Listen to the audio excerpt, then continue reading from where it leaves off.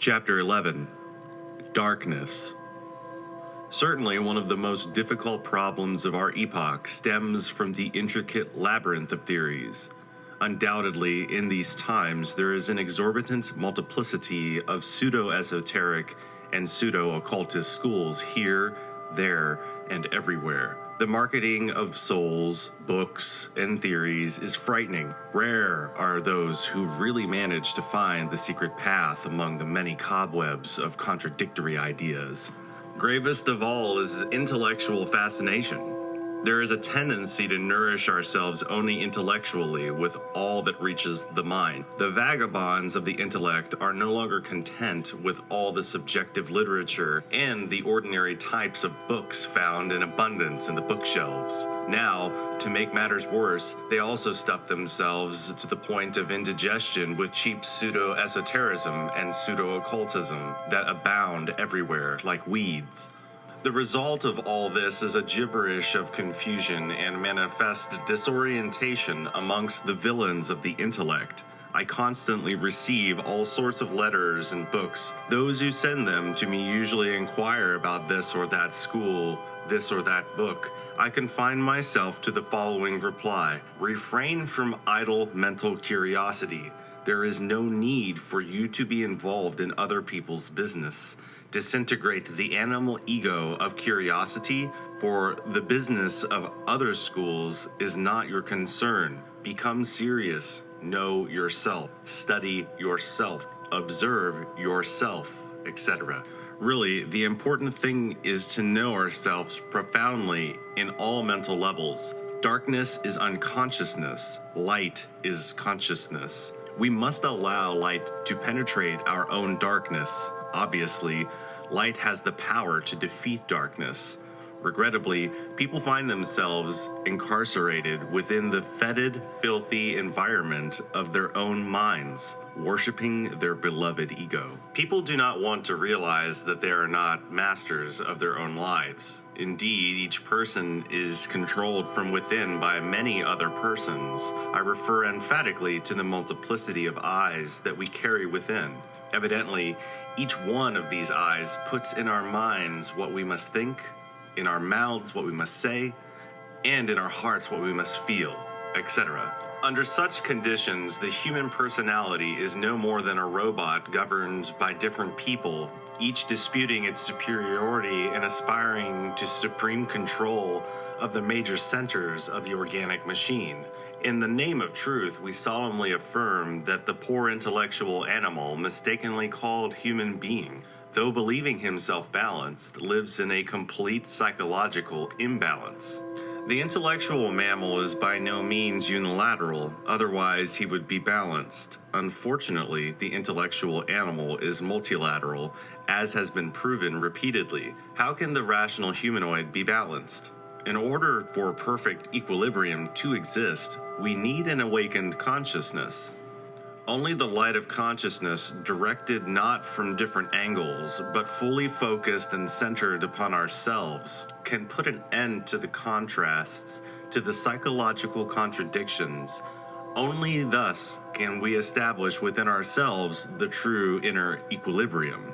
The awakening of our consciousness will come if we dissolve the whole collection of eyes that we carry within. Thus, the consequence or corollary will be the true balancing of our own psyche. Unfortunately, people do not want to realize that they live unconsciously. They are deeply asleep. If people were awake, each one of us would feel our fellow beings within ourselves. If people were awake, our fellow beings would feel us within themselves. Then obviously wars would not exist and the earth would be, in truth, a paradise. The light of consciousness endows us with true psychological balance and comes to establish each thing in its place. Anything that previously entered into intimate conflict with us, in fact, stays in its appropriate place. The unconsciousness of the multitude is such that they are even unable to find the relationship existing between light and consciousness. Unquestionably, light and consciousness are two aspects of the same thing. Where there is light, there is consciousness.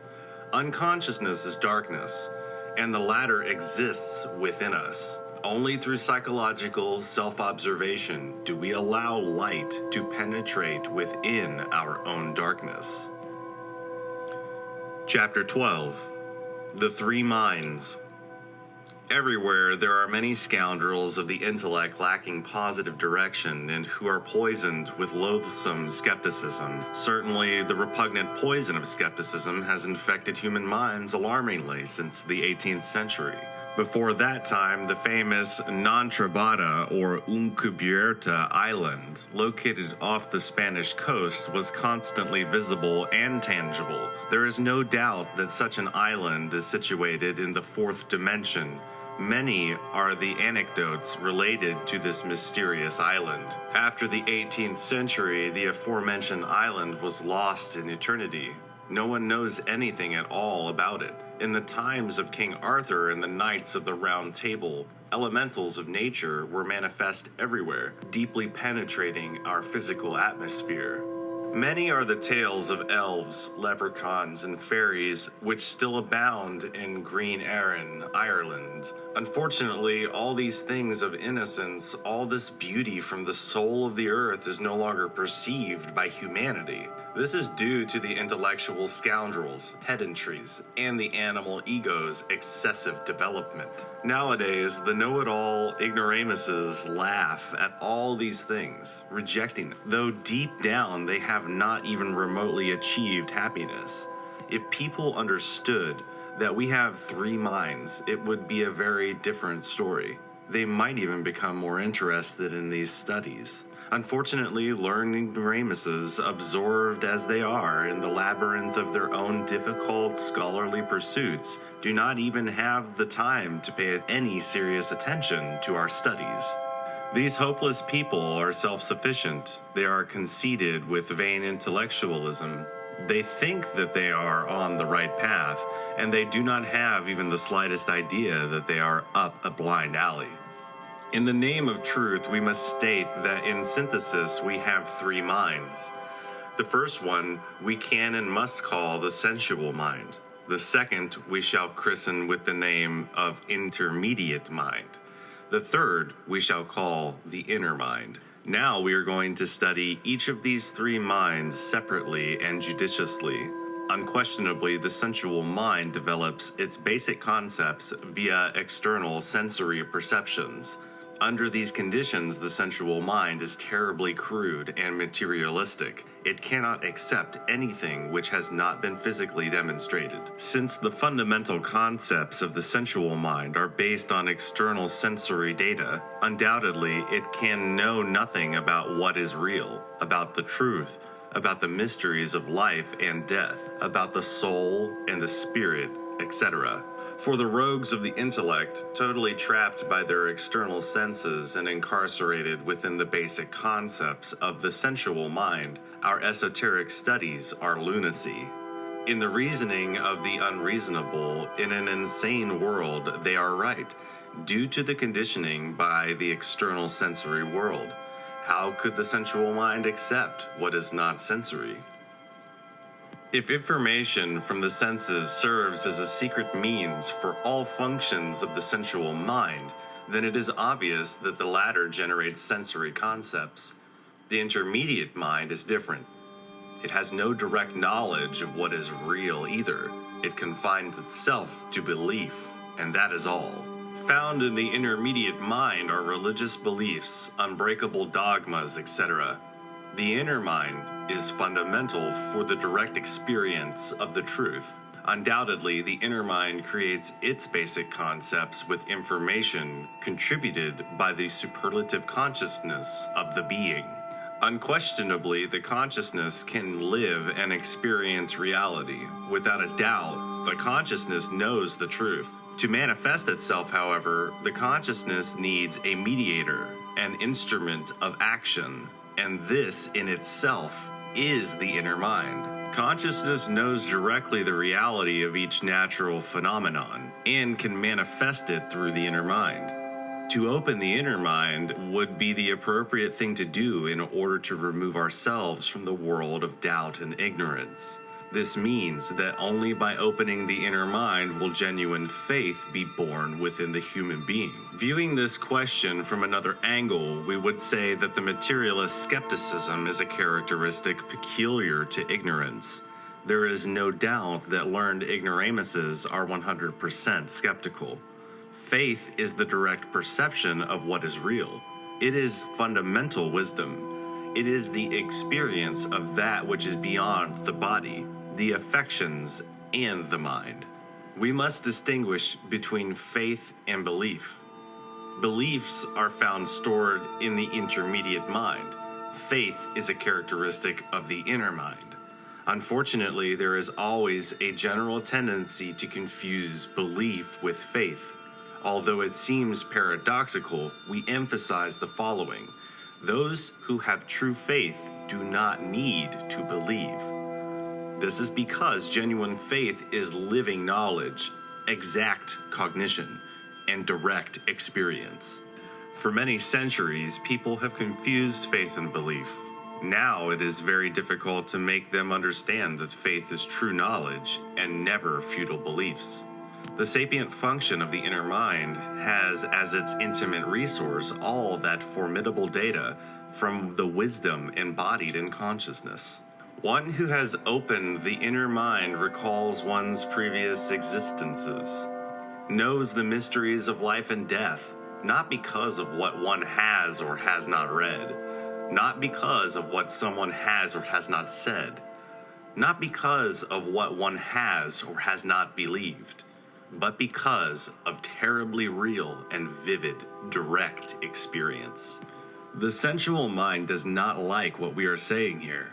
The sensual mind cannot accept this because it is out of its grasp, has nothing whatever to do with external sensory perceptions. This is alien to its own basic concepts, to that which was taught at school or what was learned from various books, etc. What we are saying here is not accepted by the intermediate mind either, as it is contrary to its own beliefs. This spoils what its religious teachers made it learn by heart. Jesus, the great Kabir, warned his disciples by saying, "Take heed and beware of the leaven of the Pharisees and the Sadducees." Matthew 16, verse 6.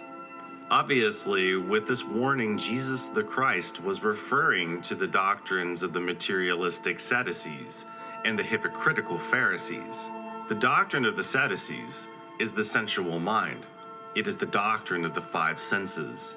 The doctrine of the Pharisees is irrefutably and without dispute situated in the intermediate mind. Clearly, the Pharisees gather at their rites in order to be seen, so that it will be said that they are good people. They pretend in front of others, but they never work on themselves. It is impossible to open the inner mind unless we learn to think psychologically. Unquestionably, when someone starts to observe himself, it is a sign that he is beginning to think psychologically.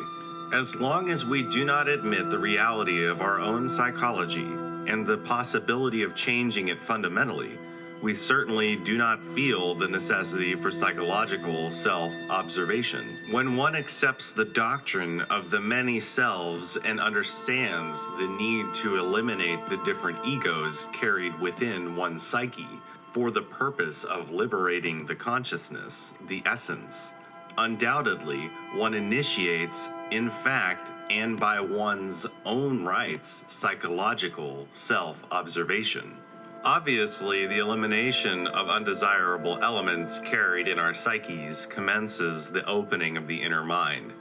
All this means that the aforementioned opening takes place gradually as we annihilate those undesirable elements which we carry within our psyches.